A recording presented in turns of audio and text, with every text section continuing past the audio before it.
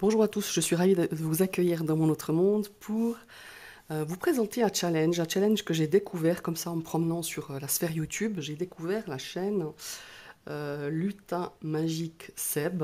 C'est lui qui a créé ce challenge pour le thème de la, avec le thème pardon, de la rentrée, mes jeux de la rentrée, le retour en classe. Voilà.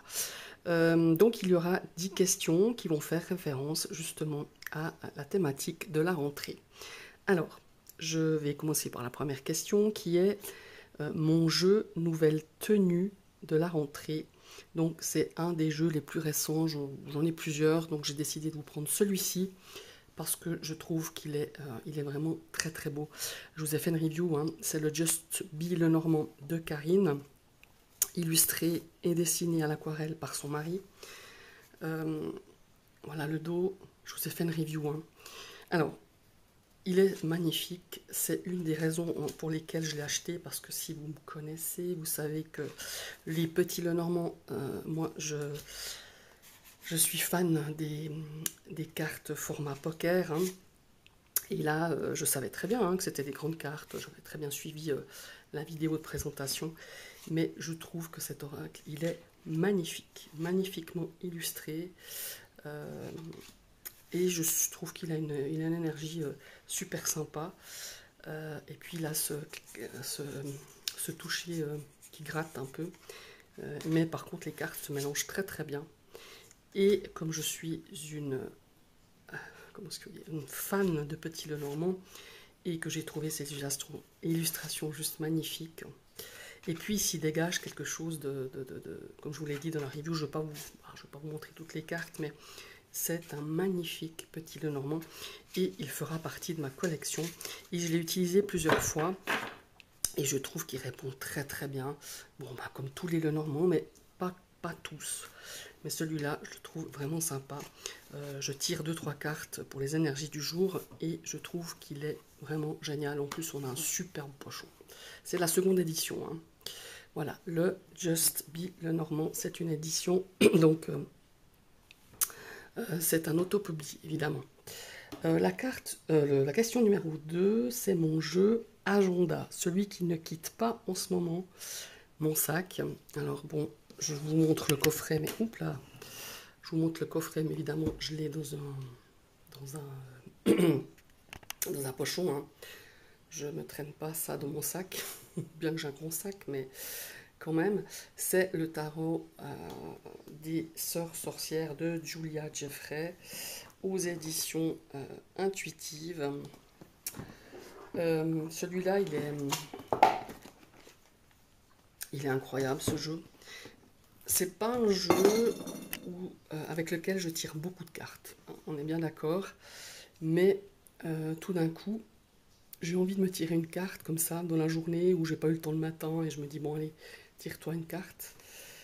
Il est incroyable. Bon, bah, je pense que vous le connaissez, vous l'avez déjà vu. J'ai fait aussi une review. C'est donc un tarot, hein, mais on a beaucoup de sorcières, de sorciers. Voilà, c'est pas un tarot où on voit beaucoup, mais il a une puissance incroyable. Moi, waouh, il me fait découvrir des choses, une approche tout à fait différente par rapport à d'autres tarots ou par rapport à un tarot classique. Il est très puissant, il est fort, il est... Ouais, moi c'est un jeu qui me retourne, qui me sort un petit peu aussi de mes sentiers battus, mais il a une énergie incroyable, très forte, très puissante et très belle aussi, hein. Il ne me fait pas que me remuer, il apporte aussi quelque chose je sais pas comment dire. Ouais, c'est une énergie. Il a une belle âme, ce jeu. En tout cas, pour moi, je trouve il est vraiment splendide. Voilà. Donc, le tarot des Sœurs Sorcières, il est sorti récemment, celui-ci, hein, je crois cet été, si je ne me trompe pas. En tout cas, celui-là, il traîne pas mal dans mon sac, comme je vous le disais. Et c'est vrai qu'il est, en ce moment, il est vraiment... enfin, Oui, il est dans mon sac, dans un petit pochon, et de temps en temps, pouf, je tire une carte. Alors, j'utilise de manière intuitive, je ne traîne pas forcément, enfin, c'est pas forcément, je ne prends pas le guidebook avec moi, hein. C'est vraiment au ressenti, parfois c'est aussi par rapport à l'énergie de la carte, mais voilà. Ça, c'est pour la question numéro 2. La question numéro 3, c'est mon jeu dictionnaire. Alors quand je dis mon jeu, ça peut être tarot ou oracle, hein, mais moi, lui, il avait mis mon tarot ou oracle. Moi, j'ai simplifié, j'ai mis mon jeu dictionnaire, celui qui m'apporte beaucoup ou qui m'a beaucoup apporté ou beaucoup appris. Alors, je dirais qui m'a beaucoup apporté, mais qui m'apporte aussi beaucoup, énormément, c'est le tarot du bien-être. Pourquoi? Parce que moi, j'ai commencé avec le Marseille, il y a très longtemps, il y a plus de 30 ans. Et bah, je m'en suis détournée un petit peu pendant quelques années parce que j'ai découvert le grand Lenormand. Enfin, en parallèle, j'avais le grand Lenormand, après le petit Lenormand. Et après, évidemment, euh, j'ai euh, j'ai passé au Rider White Smith qui, évidemment, me paraissait beaucoup plus abordable, beaucoup plus simple. Et en fait, celui-ci, il m'a. Bon, déjà, il m'a beaucoup, beaucoup plu. C'est un tarot qui est sorti il y a déjà quelques années, hein, je pense qu'il y a bien 5, en tout cas 5 ans. En tout cas en version française, parce qu'il est en version anglaise, hein. Et de par ses illustrations, il m'a comment est-ce qu'il faut dire, il m'a rapproché, enfin il m'a reconnecté, je dirais, il m'a aidé à me reconnecter au tarot de Marseille il y a quelques années. Actuellement, je suis bien reconnectée, enfin, il m'attire de plus en enfin, je suis dans une période où je suis attirée un peu plus par le tarot de Marseille. Ou c'est pas que je suis attirée, c'est que je travaille un peu plus avec le tarot de Marseille. Et celui-ci, ça a été un petit peu, je dirais, le, le tarot qui m'a remis en selle, qui m'a beaucoup appris, voilà, qui m'a reconnecté, je dirais plutôt, à... alors peut-être ça répond pas forcément à la question, mais oui, il m'a appris, oui. Et en plus, il m'a reconnecté au tarot de Marseille, parce que évidemment, on n'a pas de scène de vie, hein, dans ce tarot, c'est un type Marseille, évidemment. Alors bon, la qualité des cartes, je crois que je sais pas si j'avais fait une review de celui-ci, c'est vraiment, c'est très fin, voilà, il faut se le dire. Par contre, elle glisse très bien, elle se plie pas. Moi, ça fait des années, hein, que j'utilise pas mal, je l'ai pas mal utilisé au tout début justement pour me réapproprier un petit peu le Marseille. Et franchement, alors je dis pas qu'elles sont pas usées, mais elles tiennent vachement le choc. Mais voilà, que vous soyez pas surpris si vous le connaissez pas et qui vous intéresse. À la réception, euh, c'est pas du 350 grammes qu'on a l'habitude voilà, d'avoir, par exemple dans des jeux de plus en plus auto-édités ou par exemple dans les jeux qu'on voit maintenant. Là, ça n'a rien à voir, hein, voilà. Bon, ce que j'aime beaucoup, et ce qui m'a beaucoup appris justement ce jeu, c'est ben voilà, les majeurs on les reconnaît, les mineurs on a des fleurs, bon voilà. On a bon voilà pour les élixirs, pour la coupe c'est des élixirs, mais je veux dire, j'ai beaucoup beaucoup appris avec ce jeu. Je l'adore. Enfin, c'est un jeu que j'aime énormément. Alors, il y a beaucoup de squelettes, ben, il y a beaucoup de voilà, ça peut paraître un petit peu bizarre comme illustration. Je sais il a pas forcément eu beaucoup de fans à sa sortie, en tout cas, ouais, en tout cas au niveau, je sais pas, chez la créatrice, je crois qu'elle est anglaise, mais en tout cas en francophonie, c'était un petit peu les débuts de ces illustrations un petit peu moins classiques. Bon, il y a pire que ça, hein, mais en tout cas à l'époque. Mais moi, franchement, j'aime ses couleurs, j'aime ses fleurs, j'aime l'énergie qu'il dégage. Il a un livret qui est aussi très très sympa. Franchement, il est pas, c'est pas, enfin, il n'est pas immense. on n'apprend pas, ça reste quand même la base. Mais je trouve qu'il y a des trucs très intéressants parce qu'on a quand même toujours la numérologie, on a la correspondance astrologique et on a les éléments. Il est vachement complet, en tout cas pour les lames majeures, pardon. Et on a toujours des mots-clés. Et je trouve qu'il est vachement bien foutu, bien aussi, comment il faut dire, bien traduit, parce que des fois la traduction, ça laisse un petit peu désirer. Ouais, vous voyez, c'est aux éditions donc First, en 2019. Donc ouais, c'est ça, il a 5 ans. Et moi, je l'ai découvert à sa sortie. Voilà, c'est un jeu qui m'apprend encore beaucoup, hein, encore maintenant, aujourd'hui, mais qui m'a beaucoup appris, qui m'a permis justement de me reconnecter à ce tarot de Marseille, en tout cas tout ce qui est tarot type Marseille, donc les mineurs ne sont pas illustrés évidemment. Voilà. Donc ça c'est mon jeu dictionnaire. La question numéro 4, c'est mon jeu Best Friends du moment. Alors, c'est pas un jeu tout nouveau non plus. Ça c'est un jeu, j'ai mis je sais pas combien d'années à l'acheter parce que je trouvais qu'il était hyper chargé. Et moi sortant un petit peu du Marseille du Rider White, mais classique. Pourtant, j'ai des jeux qui sont chargés en tarot, mais celui-ci me paraissait tellement chargé.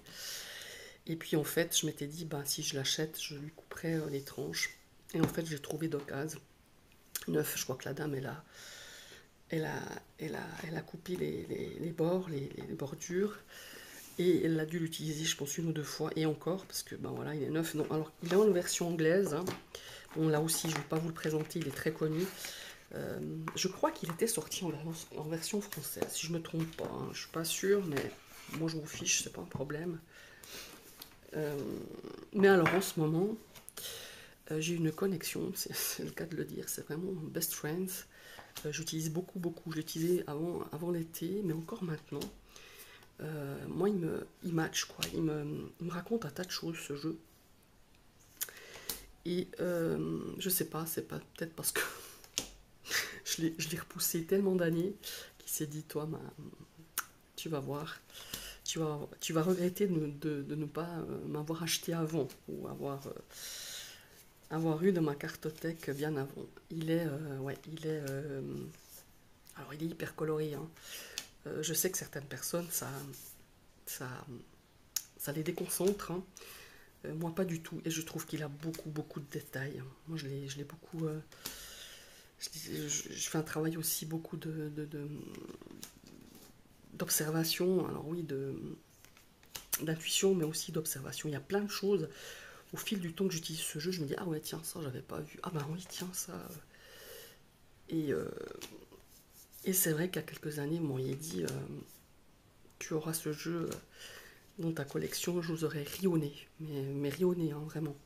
Donc voilà, en ce moment, on est vraiment très potes avec ce jeu. J'utilise pas mal pour moi, j'utilise pas mal en développement personnel. Je dirais que j'utilise presque plus en développement personnel. Alors je le fais aussi en divination, mais beaucoup moins en fait. J'utilise beaucoup en DP. En DP et en question. Ouais, on travaille aussi on travaille de projection aussi et de DP, voilà. Maintenant, mon jeu bonnet d'âme. Alors, je dirais en ce moment, c'est celui avec lequel j'ai moins de feeling. Et Dieu sait si au début, je l'ai beaucoup utilisé et je l'aime toujours beaucoup. Mais là, en ce moment, je le boude. Je ne sais pas pourquoi. Où il me boude, je ne sais pas. C'est The Mind's Eye Tarot. Ça aussi, c'est un jeu très chargé, très sombre, dans le sens où les cartes sont quand même... bon, voilà, là aussi, hein, vous avez une review que j'ai faite. Ouais, je me rends compte que celui-ci, je l'utilise de moins en moins. Mais pourtant, je me résous pas. Quand j'ai préparé cette vidéo, je me suis dit, mais qu'est-ce que tu fais en fin de compte? Est-ce que tu le gardes? Est-ce que tu le gardes pas? Mais j'arrive pas à me dire, je le vends. Enfin, c'est débile, mais... Donc c'est que je me dis que pour le moment, je le garde. C'est que je dois encore faire un petit peu de... Je dois encore l'utiliser, à mon avis. j'ai beaucoup utilisé au début, puis tout bon après voilà. Le problème qu'il y a, c'est que je pense qu'on a tous un petit peu le même problème quand on est fan comme ça de tarot et de jeux, c'est que d'autres viennent au devant de notre cartothèque et ceux qu'on a qui sont un peu plus anciens, ben on les cale un petit peu derrière, quoi. Mais non, je trouve vraiment, par exemple, les amoureux, je trouve splendide. Donc voilà, en ce moment, c'est un petit peu mon bonnet d'âme pour cette rentrée, parce que je me rends compte que j'utilise très très peu, voire ces derniers temps, pas du tout. Voilà. Et Dieu sait qu'il est beau quand même. Il a aussi un guidebook très sympa, parce qu'on a des illustrations comme ça en pleine page. Alors, très succinct, très basique hein, au niveau des interprétations. Ça, je ne le conseille pas à un débutant. Mon jeu pause récré, alors en ce moment, c'est vraiment ça. Celui qui me détend. Alors, il me détend parce que, pas forcément par les illustrations. Alors, les illustrations, oui. Mais ça me permet, quand je tire une carte, d'aller écouter la chanson qui s'y réfère. Et ça me permet aussi de me plonger à la cartomancie traditionnelle aux 54 cartes. Et je sais pas, il y a un truc qui se passe avec celui-là aussi. Et Dieu sait si c'est ni le format que j'aime, ni... ouais, voilà, je trouve pas que c'est... Voilà, c'est un chouette jeu par contre. Mais je sais pas, ouais, j'ai fait un petit travail avec celui-là. Je fais un petit travail justement de l'utiliser voilà, en version cartomancie classique et d'aller écouter un petit peu. J'essaye d'aller écouter la chanson qui se réfère à la carte ou les chansons qui me font moi penser à l'illustration, aux musiciens, aux chanteurs, à la chanteuse. Et ça match quand même pas mal. Même dans les paroles des chansons, qui matchent un petit peu avec l'énergie de la carte. Celui-ci, je ne vais aussi pas tout le présenter parce que je vous ai fait une review. Très particulier ces jeux en ce moment pour moi. La tranche elle est rouge, donc voilà, ça fait vachement rock'n'roll quoi. Donc il est de Virginie Despentes et la tatoueuse Larata, hein, c'est elle qui a fait des illustrations. Donc voilà, celui-là il est sorti il y a quelques années, mais moi je pense qu'il est passé inaperçu, je ne l'avais pas vu, je l'ai découvert il n'y a pas longtemps. C'est Guy Trédaniel qui a fait cet oracle. Enfin non, c'est un jeu, c'est un 54 cartes en fait. Qu'est-ce que j'ai la suite? Ah non, j'ai la question numéro 7. Le jeu Histoire Géo, celui qui me fait le plus voyager. Bon, alors c'est pas que c'est un jeu Histoire Géo, mais c'est le Kalat. Le Kalat, c'est un jeu qui me fait voyager, non seulement par les illustrations, par différentes... il me fait voyager parce qu'il y a toutes les saisons. Il y a 4 séries, il y a les 4 saisons, mais il y a des illustrations qui me font partir, ça c'est la sorcière Blanche, qui me font partir dans des contrées, certaines contrées, parce qu'il y a quelques paysages, il y a quelques... Mais c'est surtout qui me fait voyager dans les mondes. Je pars très vite avec ce jeu. Que ça soit en médiumnité, que ça soit... Bon bah là voilà, on a un paysage de mer. Ouais, partir un petit peu dans les pays un peu du nord aussi. Mais pas que. Je vous dis, je voyage avec ce jeu. J'ai beaucoup hésité, hein, il y avait d'autres jeux que je voulais mettre. Mais finalement, c'est un jeu où je voyage au travers de plusieurs univers. Et ça me plaît énormément. Énormément. Vous voyez cette carte? Elle est incroyable cette carte. Voilà. Vous voyez ici, là aussi, tu as l'impression de... Il y a quelques cartes, je me fais happer par l'illustration. Enfin, je ne sais pas comment expliquer. Je ferai peut-être une vidéo sur ce jeu parce qu'il y a une approche très. Enfin, il y a une approche. Il y a tellement d'approches, je trouve. Regardez la carte, celle-ci aussi. Il y a une approche incroyable. C'est un oracle que j'ai découvert il y a quelques mois. Mais je vous ai fait tout un blabla sur la review. Hein. Les tranches sont en bronze comme ça.